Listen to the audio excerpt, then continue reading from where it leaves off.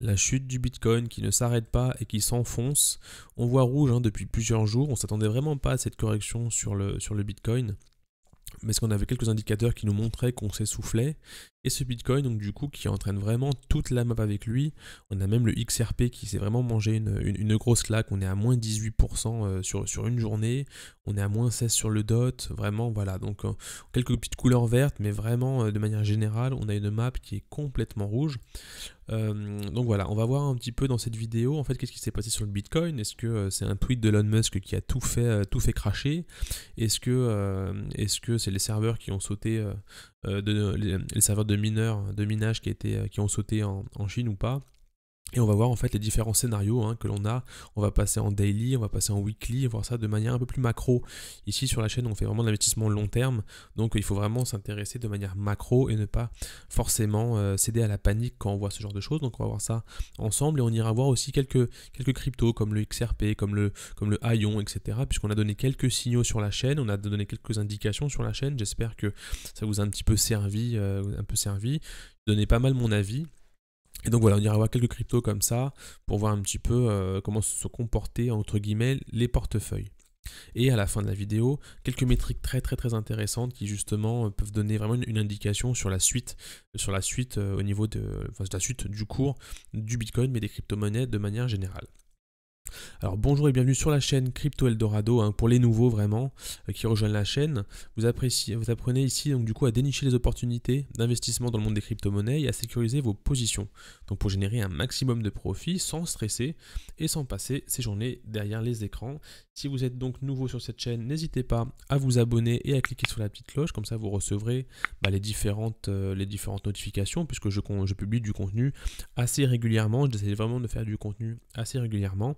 Et je partage de l'actualité, de l'analyse de crypto-monnaies, des opportunités et j'essaie au maximum de vous donner un peu de pédagogie, de vous apprendre à identifier des opportunités et surtout de bien sécuriser vos profits, vos sorties, etc. etc.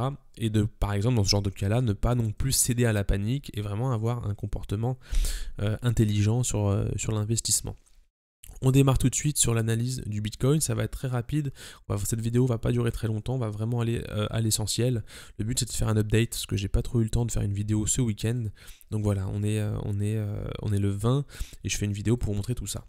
Donc pour faire du coup un petit état des lieux sur le Bitcoin, donc où on en est, donc on était toujours sur cette tendance haussière bien évidemment, et on a vu un essoufflement à ce niveau-là où les plus hauts avaient du mal à vraiment casser les plus hauts et surtout de casser cette résistance que l'on a sur le Bitcoin.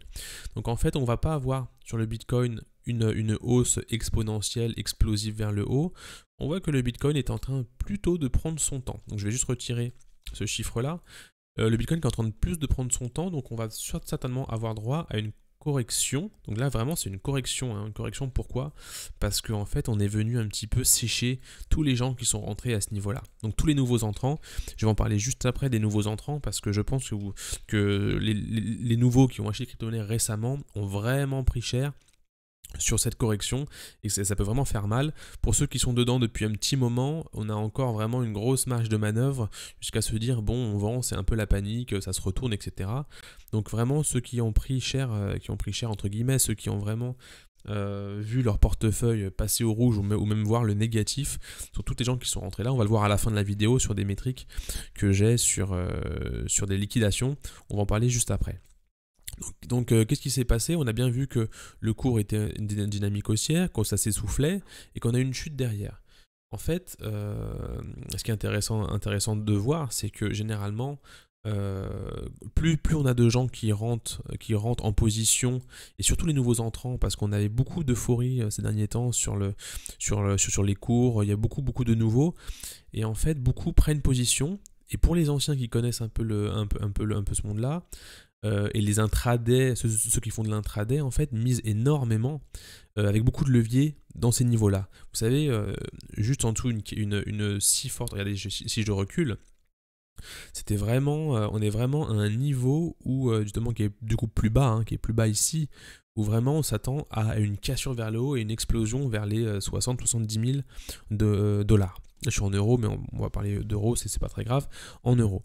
Et en fait, tout le monde rentre beaucoup avec... Donc déjà, on a les nouveaux qui rentrent ici, les nouveaux qui prennent connaissance du monde de la crypto et qui veulent acheter du Bitcoin. On a ceux qui veulent aussi rentrer avec du levier, ça veut dire que si on met du levier x1, x2, x2, x3, x4, x5, et ben en fait ça va générer un multiple de ce qu'on a misé, et du coup beaucoup sont rentrés à l'achat comme ça. Et ce qu'a fait le marché en fait, et ce qui arrive souvent en fait, c'est des grosses liquidations qu'on a eu par exemple ici, des grosses corrections assez violentes. On va regarder rapidement combien on a eu ici par exemple. Si on part du haut et qu'on va en bas ici, on a eu moins 26% sur cette chute là, qu'on a eu d'ailleurs récemment, hein, c'était entre le 21 février et le 7 mars. On a eu également ici une chute qui va d'en haut, donc je vais au plus bas, hein, qui est d'ici, moins 35%. Et c'est énorme sur un portefeuille, moins 30%, c'est énorme. Bien sûr, si on rentre tout en haut, hein. Si on rentre plus bas, bien sûr, ce n'est pas autant. Et ici, sur cette dernière correction que l'on a depuis quelques jours, d'ailleurs depuis 1, 2, 3, 4, 5, 6, 7 jours, on a ici un moins 18%. Donc c'est quelque chose qu'on a déjà eu. Donc c'est pas comme si on venait de l'avoir. C'est vrai que quand, pour toutes les personnes qui sont rentrées, regardez à ce niveau-là, c'est vrai que, en fait, les gens, en fait, on va le voir, hein, tous ceux qui sont rentrés, par exemple, ici, attendez, je vous montre ça ici, qui sont rentrés ici et ici, et ben en fait, leur gain est de 0. Alors qu'ils avaient généré ici une belle plus-value. Ce qui veut dire que niveau plus-value, par exemple, ils étaient rentrés, ils avaient peut-être mis 1000 euros là, et s'ils avaient vu, on va dire n'importe quoi, on va dire 1200 là, et ben ils se retrouvent avec 1000. Et ces 200 euros, ils l'avaient sur leur portefeuille, et vous vous dites, bah, c'est génial, j'ai fait 200 euros de plus-value, c'est génial, le Bitcoin, on fait gagner de l'argent. Eh ben non, parce que regardez derrière ce qui s'est passé, on a une grosse correction. Donc voilà pourquoi le marché est très volatile. Attention, mettez des stops quand vous rentrez en position. Après ça dépend de comment vous gérez votre management, mais mettez des stops, le mettez pas trop serré si vous êtes plutôt light avec une stratégie d'investissement, ou si vous vraiment plutôt serré si vous voulez justement faire sauter votre position voilà, dès les premières fluctuations. Mais bon, c'est risqué un peu sur le Bitcoin puisque c'est très volatile. Mais en tout cas, voilà pour dire un petit peu ce que vous, au niveau des auditeurs, des personnes qui regardent cette vidéo, vous devez vous dire que justement, bah zut, je suis rentré là, un peu même avec les autres cryptos, hein. Vous êtes rentré peut-être un peu trop tard, etc. Et bah du coup, vous voyez peut-être du moins 5, du moins 10% sur votre portefeuille et vous voyez rouge. Donc, si vous êtes un petit peu stressé à ce niveau-là, c'est normal parce que se prendre une correction comme ça fait vraiment mal. Mais maintenant, prenons un peu de recul. Prenons du recul. Si on prend un peu du recul sur le Bitcoin, et ben on voit en fait qu'on est toujours dans une tendance haussière, d'accord, et qu'on est en train de paumer et de perdre cette dynamique. Donc, ce qui va se passer, c'est que forcément, on va avoir un retracement derrière, d'accord, et le but, c'est de savoir si ça va partir après vers le haut ou vers le bas. Ça, c'est dans un premier temps, c'est ce qu'il faut savoir. Ensuite, ce qu'on veut nous savoir, c'est jusqu'à quand ça va descendre. Jusqu'à quand on va avoir justement ça qui va descendre. Donc, je vais pouvoir afficher mes petits volumes à cet endroit-là. C'est intéressant parce que ça donne des indications, moi, que j'aime bien. C'est que généralement, on va souvent retravailler des zones où les volumes ont été faibles. Ici, ici, ici. Bon. Cette dernière position ici, on peut un petit peu l'oublier puisque c'est vraiment très bas. Et si on part bas, alors là, du coup, si on casse une zone très très forte à ce niveau-là, c'est vrai qu'on retourne dans un bear market et peut-être que c'est peut-être pas le moment pour les swing traders, pour ceux qui font du moyen terme, peut-être pas le moment de les garder, peut-être prendre un petit peu de profit pour attendre justement une reconsolidation et que ça reparte vers le haut. Et pour les gros holders qui sont des investisseurs et qui ont des mois et des années en se disant bon, aujourd'hui on a 44 000 mais je vois le Bitcoin partir à 100 000, 150 000, et bah là du coup vous avez rien à faire, peut-être à alléger un petit peu, mais en gros c'est pas à vous que je m'adresse tout de suite. Là je parle vraiment pour ceux qui aiment bien surfer une vague, une tendance sur plusieurs jours, plusieurs semaines, un petit peu comme moi j'ai deux portefeuilles, un où je suis sur du swing trading et un autre portefeuille en bague où vraiment je laisse fructifier des cryptos et on verra ça un petit peu dans plusieurs mois, plusieurs années ce qui se passe. Mais voilà, j'ai vraiment deux stratégies bien ficelées et que je gère comme ça. Donc si vous avez des questions sur ce genre de portefeuille et comment il faut gérer ça, mettez-moi en commentaire quelques questions et je pourrais vous y répondre sur cette gestion de portefeuille, puisque c'est vrai que il faut pas tout mettre dans par exemple du swing trading comme ça, puisque si vous mettez 100% de votre capital dedans, et ben là clairement vous n'avez plus rien à mettre, surtout qu'en ce moment c'est un peu les soldes sur les cryptos. Donc voilà, il y a une sorte de gestion de portefeuille à faire, une gestion de money management, de gestion de votre argent qui est intéressante. Donc je continue avec ça et je vais en finir encore avec 2 points. Donc voilà, ici on a les volumes qui sont un petit peu faibles et en fait le cours on va sûrement vouloir chercher combler, d'accord? Donc on a cette zone là qui est assez basse et que je ne barre pas, qui est vraiment possible, hein. Donc au mieux pour nous, au niveau de la crypto, on aimerait que ça vienne travailler à ce niveau là, comme ça, d'accord? Reconstruire DW ascendant pour pouvoir justement prendre position, soit à cet endroit-là, ou attendre uniquement une consolidation pour faire une tasse, une anse et partir. On voit que les volumes sont assez faibles ici et que potentiellement on va venir retravailler cette zone-là. Voilà ce que je voulais vous dire là-dessus. Sinon, on peut évidemment aller plus bas. D'accord ? Ce qui peut se passer aussi, c'est aller mécher en fait. Mécher, ça veut dire faire comme ça et tout de suite remonter. Regardez ce que je veux dire, ça veut dire que là, regardez, je vais juste effacer ce que j'ai ici. Donc mécher, ça veut dire faire une mèche comme ça. Vous voyez ici, là, on a une grosse mèche ici. Donc ça veut dire juste aller taper plus bas et repartir. Ça veut dire qu'on ne va pas s'installer pendant plusieurs jours ici.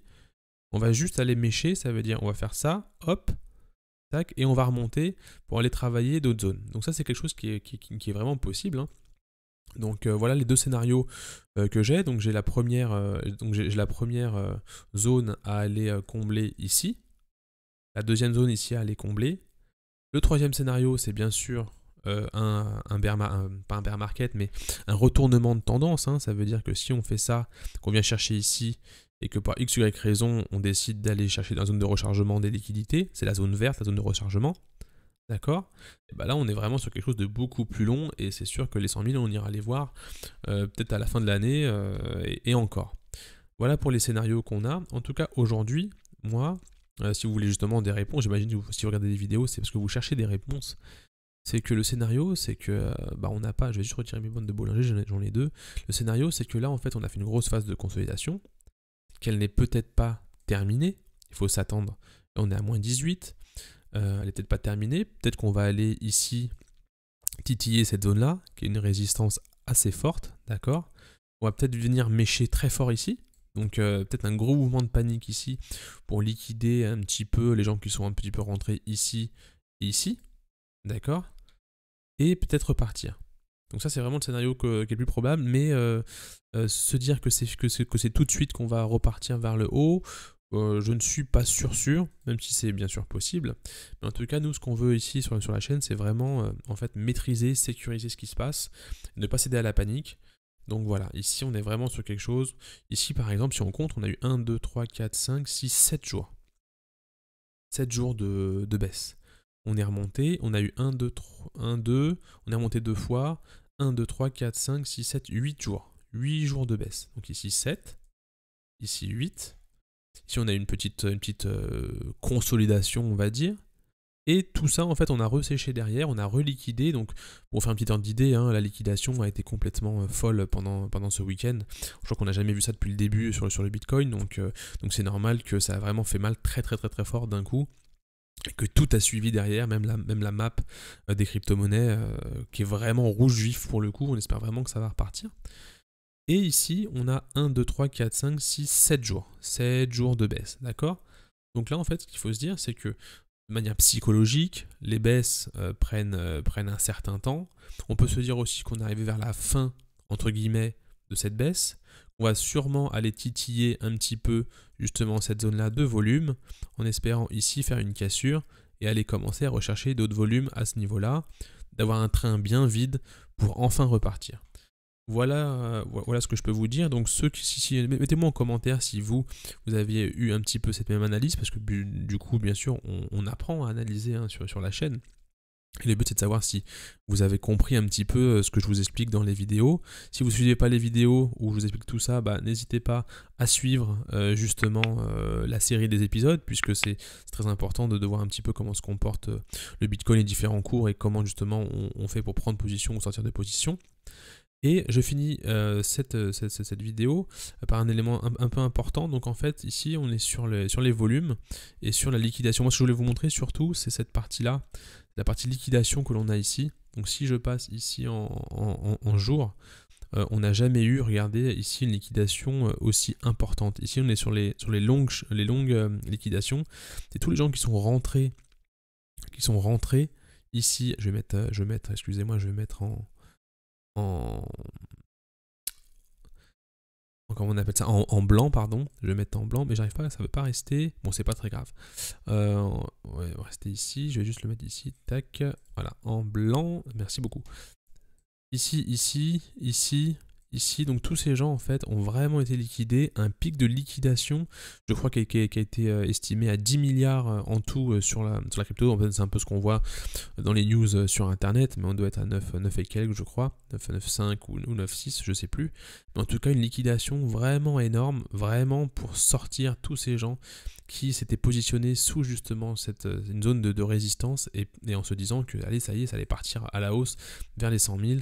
Donc là, le train, la bonne nouvelle, c'est que le train est quasiment vide.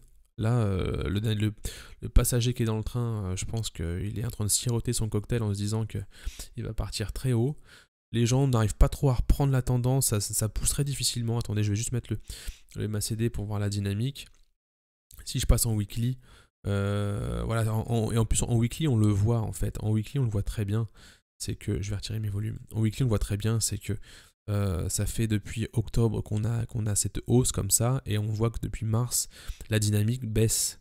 En weekly, c'est important, c'est ce qui nous intéresse, nous, au niveau du weekly, c'est qu'en fait, on est des investisseurs moyen-long terme, et nous, ce qu'on veut vraiment, c'est quelque chose de dynamique qui va pousser vers le haut, et à long terme. Ce qui veut dire que même si on a un retracement ici, on n'est pas en train de revenir dans des niveaux comme cela. On n'est pas ici. Et en plus, ce que je peux vous dire, c'est que même cette zone-là, on peut très bien aller la chercher. Parce que vous voyez sur Internet, dans toutes les vidéos, que le bull market est pas très loin, et que ça va partir, etc. Que ça va faire comme ça, et que ça va partir ici. Non. C'est vrai que ce qu'on a beaucoup vu, c'est que quand on prend un petit peu le côté cyclique de la chose, et qu'on regarde ici en 2017, on a vu que suite à différents crack entre guillemets, différentes corrections, on va plutôt appeler ça une correction, ici, et ben en fait il y a une accélération et une euphorie qui s'est passée. Vous voyez ce que je veux dire? Donc nous, ce qu'on voit en fait, c'est que, et ce qu'on espère, c'est que justement cette zone euphorique ici. C'est pour ça que cette cassure-là, ici par exemple, on pourrait peut-être l'estimer là, pour nous, on serait genre ici, on serait à ce niveau-là, et on attend cette vague-là. Et tout le monde était tellement focus, même un petit peu moi aussi, hein, on peut le dire, on espérait, l'espérance était vraiment sur cette consolidation ici. Voilà, on a eu un premier crack ici, une première correction là, une première correction là, une correction assez violente ici, hein. Bien sûr, on est en weekly, donc c'est bien aussi. Donc, je vous invite aussi à regarder souvent, vous pouvez passer en weekly tout en haut à gauche ici pour avoir une semaine, une bougie, parce que ça donne vraiment une vision long terme. Vous voyez que du vision long terme, c'est beaucoup moins la panique que quand on est sur du 1 heure où on a eu une chute ici. On la remonte, je la remonte, c'est la même, hein. C'est ici, hein. C'est les moins 20% sont ici, hein. Et regardez, il y a une semaine qu'on a fait ici, on a fait quelque chose de vraiment un peu. Voilà, on a fait moins 25, quasiment moins 30%. Donc voilà, en fait, ce qui est en train de se passer sur le Bitcoin, c'est plutôt en fait naturel. Il n'y a rien de fou. Et d'inquiétant en fait. Là, si je prends par exemple un tracé ici, qui est un truc que j'aime bien, il est en jaune, donc c'est très très bien, c'est que j'aime bien faire ça, c'est que nous, ce qu'on va vouloir ici, de manière, partons du principe qu'on a vraiment le temps sur le Bitcoin, sur le monde de la crypto, qu'on est des investisseurs qui prenons leur temps, qu'on n'est pas là à faire la girouette, à mettre des cryptos à droite, à gauche, à reprendre des gains, etc. Voilà, dans un cas plutôt sain, ce qui devrait se passer. Je vous le montre ici à l'écran, je reprends ça, on devrait avoir ça. On devrait avoir ça. Voilà, on devrait avoir encore un moment où on va venir chercher en haut, retaper ici, et casser à la hausse. Ça, c'est quelque chose de sain, parce qu'en fait, ça prend son temps. Ça prend son temps. Si je réduis un petit peu, ça prend son temps. D'accord? Je ne sais pas si c'est ce qui va se passer. En tout cas, ça prend son temps. Et qu'est-ce qui empêche aussi le cours du Bitcoin de faire ça, de faire un pullback, de venir chercher ici, d'accord? De rester un petit peu là, de repartir, d'accord? Hop, et vraiment de peut-être faire une correction ici et de repartir vers le haut ici. Bah rien, en fait. Scénario 1, scénario 2, scénario 3, pam, on part vers le bas et on retourne ici chercher des niveaux très bas. Mais les volumes ici ont déjà été très travaillés, ici. C'était méga travaillé. Donc cette zone de rechargement, pourquoi pas? Donc scénario 3. Scénario 2, on prend bien son temps. Et scénario 3, et le premier scénario qu'on peut avoir, c'est vraiment qu'ici on a une bonne correction et que tout d'un coup, on va venir accélérer ici très très fort parce que justement le train est vide. Donc voilà un petit peu comment faire les choses. N'hésitez pas à passer comme ça en weekly, c'est très important. En tout cas, là aujourd'hui, moi je ne suis pas inquiet. C'est vrai que ça fait très très mal au portefeuille. Je finis avec justement quelques petites cryptos que l'on avait vu sur cette chaîne. Je crois qu'il y avait le Aion qu'on avait vu. On avait donné un signal ici, signal in à ce moment-là. Donc voilà, au moment où on a donné le signal, là je suis en weekly. Donc pour moi, rien d'inquiétant à ce niveau-là. Hein. Rien d'inquiétant à ce niveau-là, c'est vrai que ça fait mal quand en fait on avait vu des plus-values en fait de là à là, en se disant génial, on a fait beaucoup de plus-values, j'ai gagné beaucoup d'argent, et du jour au lendemain ça fait diviser par deux. Ah oui, bah c'est un petit peu le rôle de l'investisseur, hein, et le but justement c'est de pas passer beaucoup de temps derrière ces écrans pour éviter de stresser quand vous voyez ça. Donc du coup, si vous êtes vraiment des investisseurs moyen-long terme, si vous surfez une tendance, vous devez laisser consolidation ici et repartir. Donc bon, c'est pas du conseil, hein. Moi je fais pas de conseil en investissement sur cette chaîne, mais je vous donne vraiment mon point de vue, hein, mon point de vue là-dessus. Donc consolidation et on repart. N'oubliez pas qu'on va chercher en fait des objectifs qui sont ici, hein, qui sont beaucoup plus hauts. Hein. Bien évidemment, si le marché de la crypto se retourne complètement, que le Bitcoin retourne à 1$, c'est sûr que je suis quasiment persuadé qu'on va également chercher des niveaux comme ça. Hein. On n'ira sûrement pas plus bas, parce que vraiment c'est une zone qui n'a jamais été franchie vers le bas. Mais voilà, donc c'est un petit peu la stratégie qu'on a nous ici. Le Aion, on a le mythe aussi qu'on avait vu avec un signal, ça se comporte pareil, hein. On a vraiment le même, le WTC pareil, le XVG pareil, on a le BNB qui s'est plutôt bien comporté, regardez on avait donné un signal, enfin le signal était plus bas, ça c'est moi qui l'avais donné, je l'ai donné beaucoup trop tard, donc après c'est à vous de voir ou pas, mais regardez le BNB, forcément au moment de donner le signal, il y avait un ici, on a pris position, ça a fait ça à sa hausse, et en fait là, ça fait pas une chute comme on l'a sur les différentes cryptos, on est en train de consolider. Donc potentiellement, on a un W qui va se créer là, et le projet est très très bon, le projet est solide. Donc c'est venu un petit peu contre-performer cette chute qu'on a eue sur toute la cryptosphère. Donc voilà de manière générale ce qu'on a sur tout ça. J'espère que ça vous a aidé, que ça vous a donné pas mal d'éléments pour la suite. Bien sûr, j'essaierai de faire une vidéo très prochainement pour vous parler et vous faire un update sur tout ça. On parlera du Ripple, de l'ETC. Mettez-moi en commentaire si vous avez des cryptos, vraiment. En fait, je pense vraiment sur une prochaine vidéo, voir 2, 3, 4, 5 cryptos d'un coup, voir un petit peu comment ça se comporte et voir entre guillemets de vous donner mon avis sur ce qu'il faut faire. Je pense que je peux dédier une vidéo à ça puisque comme ça va répondre à pas mal de vos questions. Je vous remercie d'avoir suivi la vidéo jusqu'au bout. Mettez un pouce si vous avez aimé cette vidéo et justement des commentaires si vous voulez justement que je réponde à certaines questions. Je vous dis à très bientôt pour une prochaine vidéo. Ciao.